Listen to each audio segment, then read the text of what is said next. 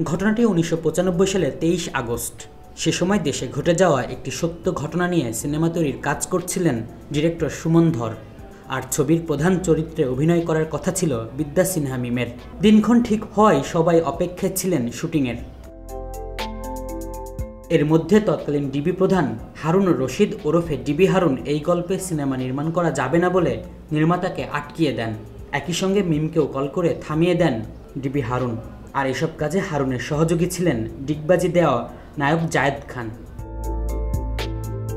Director Suman ধর বলেন, ছবিটির কাজ আটকে দিয়েছিলেন তখনকার ডিবি পুলিশের প্রধান হারুন রশিদ। এই নির্মাতা জানান, একদিন অচেনা একটি ফোন নম্বর থেকে তার সঙ্গে যোগাযোগ করেন তিনি, তবে সেটি নায়ক জায়েদ খানের মাধ্যমে। পরে জায়েদ খানই সুমনকে নিয়ে গিয়েছিলেন হারুনের ডিবি কার্যালয়ে।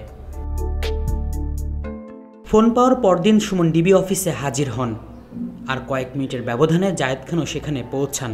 দলবল নিয়ে ডিবি হারুন তার চেম্বারে বসেছিলেন। সালাম দেওয়ার পর হারুন সুমনকে প্রশ্ন করলেন, কি অবস্থা? শুনলাম একটা সিনেমা বানাচ্ছেন, নাম আমি ইয়াসমিন বলছি। সুমন তখন বলেন, জি, এই নামে একটি সিনেমা তৈরি করা হবে। এই কথা শুনে ডিবি হারুন বলেন, এটা নিয়ে অনেক কথাবার্তা আছে, এই ছবি আসলে করা যাবে না। এখানে বড় বড় আরও শক্তিশালী গল্প আছে, ওগুলো থেকে সিনেমা বানানোর পরামর্শ দেন ডিবি হারুন।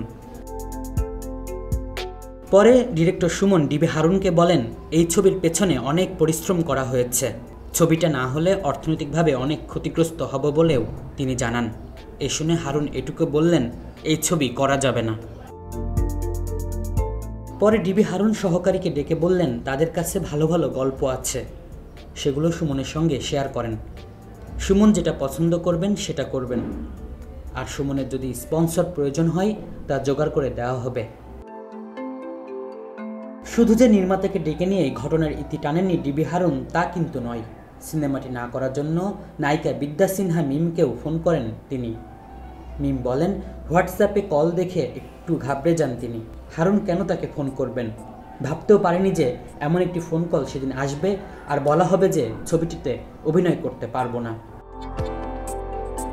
যখন হারুন বললেন মিমের পরিচালক তার সামনে বসা, তখন বুঝতে বাকি থাকেনি যে ছবিটা বোধহয় আর হবে না। সব মিলিয়ে মনটা খুব খারাপ হয়। একজন শিল্পীর জীবনে চ্যালেঞ্জিং চরিত্রে অভিনয়ের সুযোগ সবসময় আসে না। আসার পর যখন আবার তা থেকে বঞ্চিত হতে হয় তখন মন খারাপ হয়। আলী ইউনুস হৃদয়, খবর সংযোগ।